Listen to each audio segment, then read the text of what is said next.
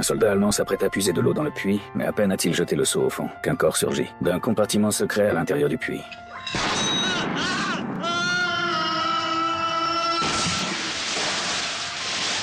Le coup de feu attire immédiatement les forces allemandes. L'un d'eux, sans crainte de la mort, ose même regarder vers le bas. L'officier le tire aussitôt en arrière, puis il sort une grenade et la jette à l'intérieur.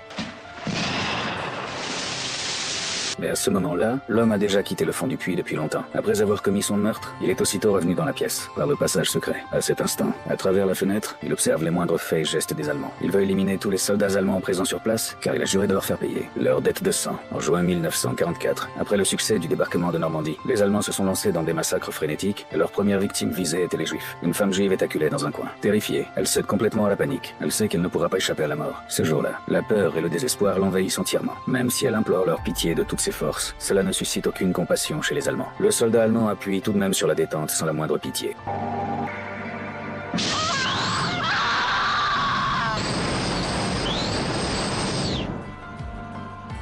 C'est ainsi que la femme juive est brûlée vive jusqu'à être réduite en cendres. Lorsque le mari de la femme rentre dans son village, il trouve le lieu étrangement silencieux. Devant l'église, un enfant gît dans une mare de sang. L'homme sent aussitôt que quelque chose ne tourne pas rond. Il se précipite à l'intérieur de l'église et la scène qui s'offre à lui le bouleverse profondément. Des centaines de personnes gisent au sol dans le désordre. Un lourd et sinistre pressentiment le submerge sur le champ, tel une marée. Il se met à courir vers sa maison à toute vitesse, mais lorsqu'il pénètre dans la cour, il découvre une image qu'il n'oubliera jamais de sa vie. Non seulement sa fille gît au sol criblée de balles, mais sa femme, à ses côtés, a elle aussi été brûlée et réduite en cendres. Il se cache derrière un mur, brisé par le chagrin. Il mord un mouchoir de toutes ses forces, retenant au maximum le moindre bruit. Il ne doit absolument pas être découvert par les Allemands. Il veut venger la mort tragique de sa femme et de sa fille. Il se faufile aussitôt dans la maison à l'abri des regards. Dans le grenier, il découvre un paquet couvert de 30 ans de poussière. À l'intérieur se trouve un fusil de chasse et une boîte de munitions. Cette arme ayant appartenu à son grand-père. Son grand-père était un chasseur. Il avait vu de ses propres yeux son grand-père abattre un sanglier avec ce vieux fusil. Mais depuis le décès de son grand-père, l'arme n'avait plus jamais été sortie. Et aujourd'hui, il va se servir de ce fusil de chasse pour faire payer aux soldats allemands leur dette de sang. Ayant grandi ici depuis son plus jeune âge, il connaît parfaitement les alentours sur le bout des doigts. Alors profitant de la nuit, il s'infiltre furtivement dans le sous-sol du vieux château. Mais il ne s'attendait pas à ce que soudain, un soldat allemand se présente face à lui.